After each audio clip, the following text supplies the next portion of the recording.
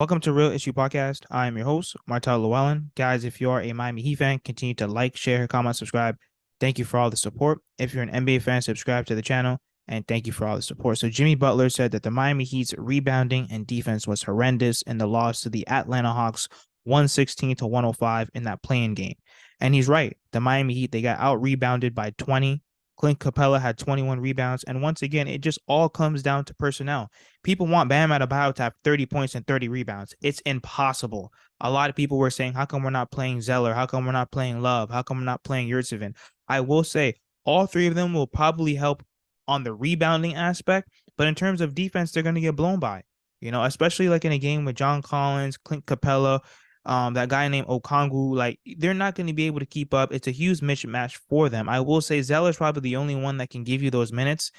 Kevin Love, yeah, he's a decent rebounder, but he's not hitting his threes. We brought him here to be a floor spacer. He's not really hitting his three-point shot. So why else are you going to have him on the court when all three of them are somewhat of a defensive liabilities? So right now, also to the point of attack defense, our guards are getting blown by. Gabe Vincent, he's getting blown by. He's undersized. Tyler Hero, we all know that, he's very limited when it comes to him playing defense. So when you really think about it, now the defenders want Bam Adebayo in the pick and roll. Why? Because now you're removing Bam Adebayo from the rim. You're actually switching the big man now onto Kyle Lowry. Now you have John Collins and Kyle Lowry in the paint. So then now when they shoot the ball, obviously that's a mismatch for the Atlanta Hawks, and that's the mismatch that they want. Now it's a huge opportunity for them to get offensive rebounds. And once again, like when it comes to the defensive aspect, we have no guards that can defend. All these guys on our team, all these undrafted guys are getting blown by in every single action, in every single switch. Once again, Jimmy and Bam can only do so much. When you have more than half of your starting lineup that can't defend, that's a huge problem in my opinion. But overall, this is why I want huge upgrades going into this offseason. We need guys that are athletic, guys that are talented, guys that are strong, guys that can defend, guys that can just do more than one thing on the basketball court, guys that are more than one-dimensional. I think that this team desperately needs upgrades at the four. To think that this team went into the season with a 6'4", 6'5" power forward in Caleb Martin, which is not his fault. He can only do so much. But to think that to put all this pressure on Bam Adebayo, to put everything on him and to blame him for everything. And now this team, of course we play the most zone in the NBA, but if we play a hot team that's hitting from three, we're going to get cooked because they can only switch and move.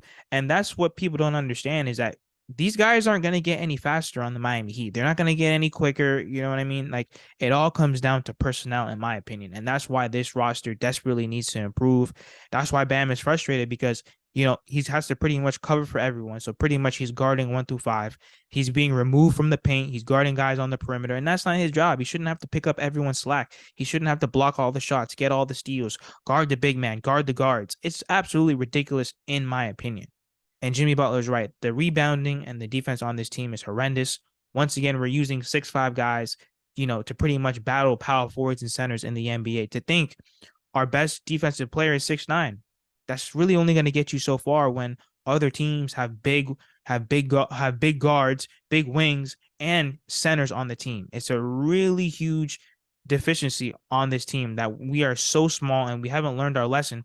The 2020 bubble was a prime example when Bam Adebayo is going against Dwight Howard, Anthony Davis, and JaVale McGee. That's absolutely ridiculous to me. But let me know what you guys think about the Miami Heat size issue.